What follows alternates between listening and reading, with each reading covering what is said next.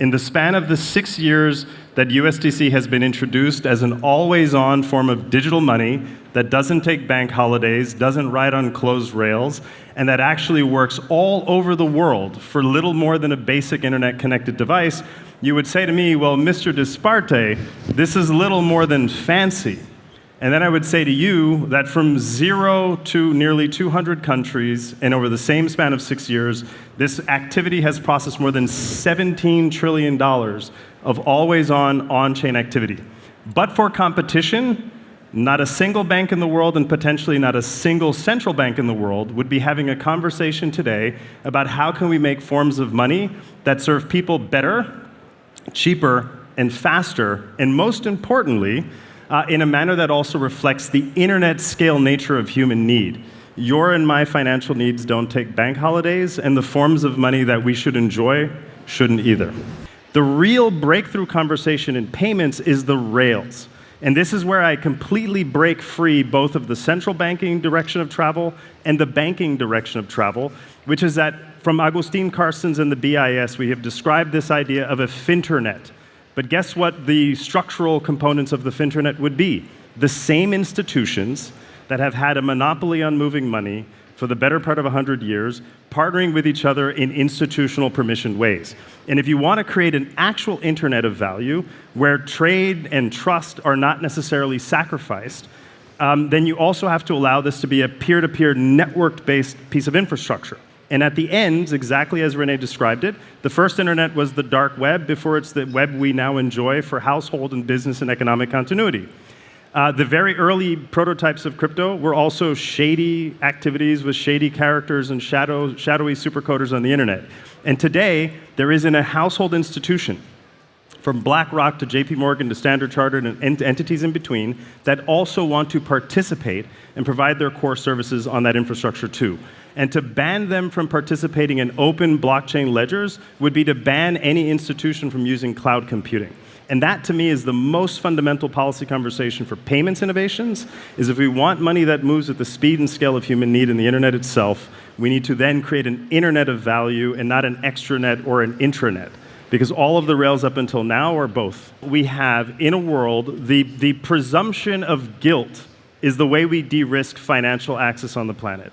What DeFi and anonymity and pseudonymity have to presume of crypto finance is the presumption of innocence and the proof of guilt.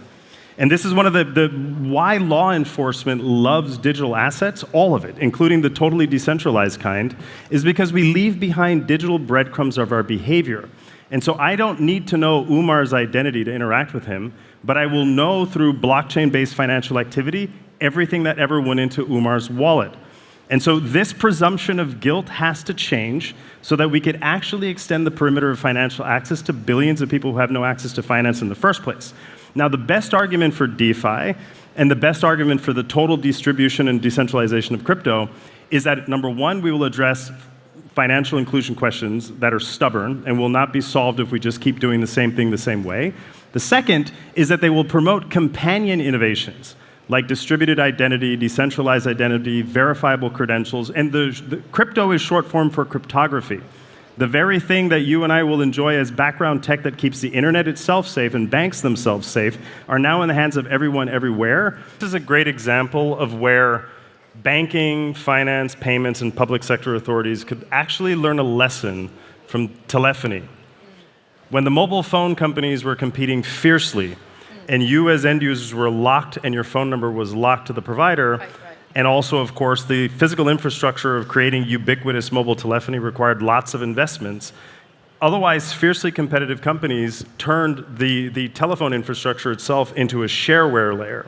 And then the policy environment that encouraged portability of your phone number. Yes. And so I think if ever there were a space in which you will get virulent or potentially vehement agreement between the gentlemen on this panel, it is in a domain in which identity and the presumption of privacy should be features of financial access.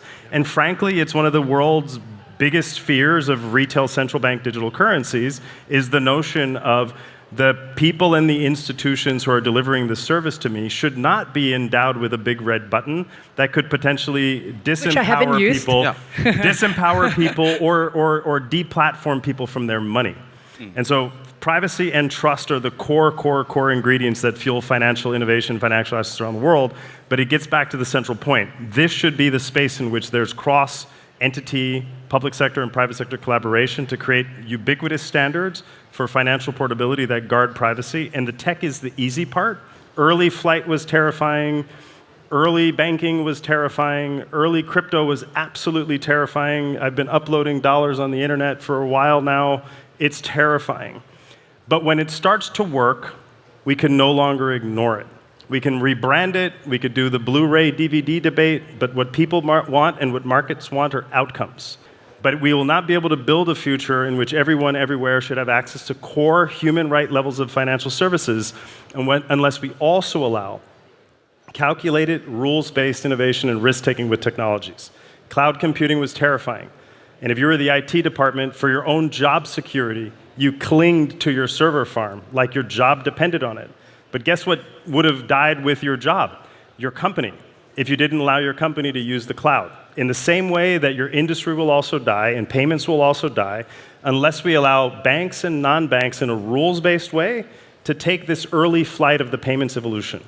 And so past is prologue, if you want to understand the future of money, but to stop us from innovating in the first place is largely what we have done. And I think the people and the entities that have paid the biggest price are actually the banks, because they're heavily regulated, and they should be, because their core function is trust. I would remind everybody in this room, the first of the UN Sustainable Development Goals is to eradicate extreme poverty.